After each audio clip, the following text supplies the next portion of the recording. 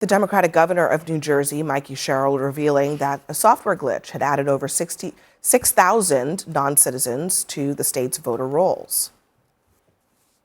In June of 2023, nearly 3 years before I became governor, a serious software error in New Jersey's motor vehicle system led to the improper voter registration of what we believe to be roughly 6,600 people in our state. In the case of this error, some individuals indicated that they weren't citizens and weren't eligible to vote, but the software registered them anyway.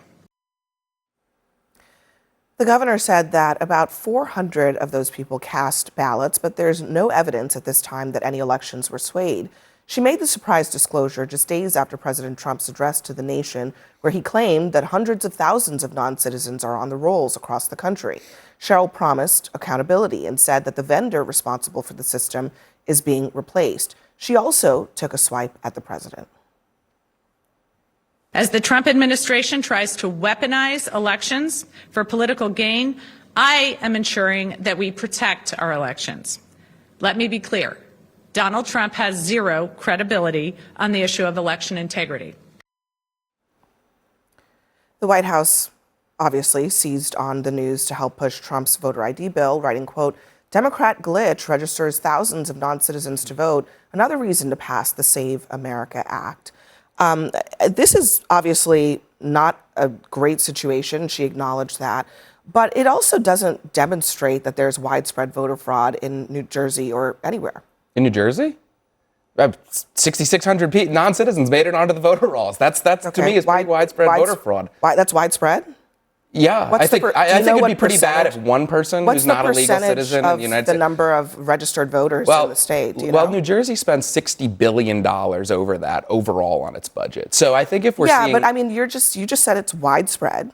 So where's the proof that it's widespread? 6,600 non-citizens made it onto the voter rolls. That is 0.006% of registered voters in the state.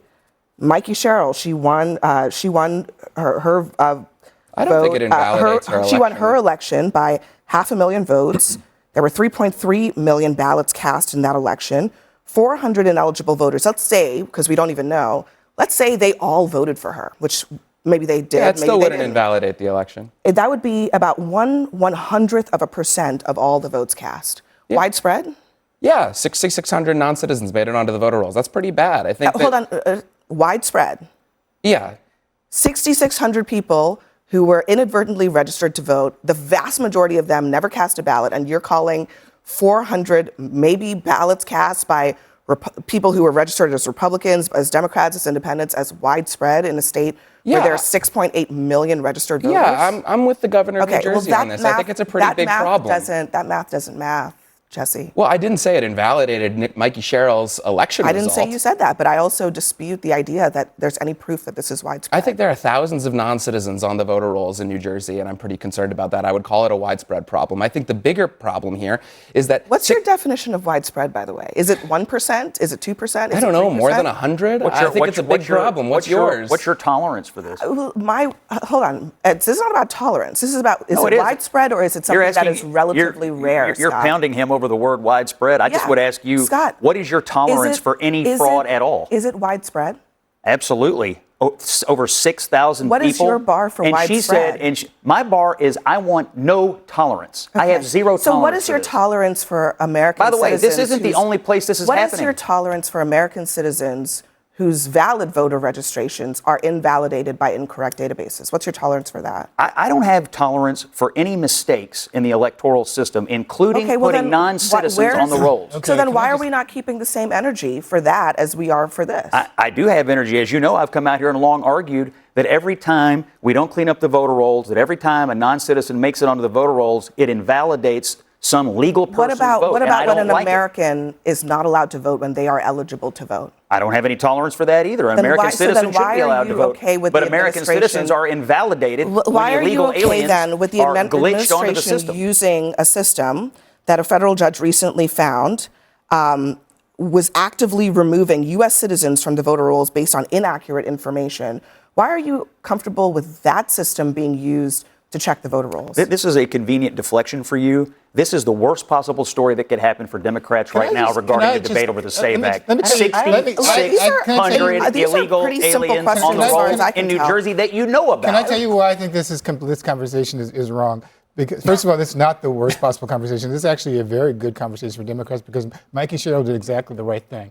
She was transparent. That's all I was saying. Let me finish. She was transparent. And it was good. She was transparent. She was accountable. She immediately held the people accountable. She removed the software vendor, and she criticized the former governor, who was a Democrat, criticized the former governor for failing to address the problem. That's exactly what a responsible leader is supposed to do. Exactly the opposite of what Donald Trump did in his irresponsible speech last week. Exactly the opposite of what Donald Trump did when he lost the 2020 election and he told the people in Georgia he needs to find 11,780 votes, which, by the way, is voter fraud. This is not an issue about whether it's widespread or not. It's not, because it's really a question about, is it even fraud? This was not fraud. This was a mistake. People were given an option. Are you a U.S. citizen or not? They said no, but the computer system incorrectly registered them to vote. They didn't do anything of their own. That's a fair Fraud point. required them to do something on their own purposely to defraud the system. The suggestion that this is fraud suggests that these people were trying to vote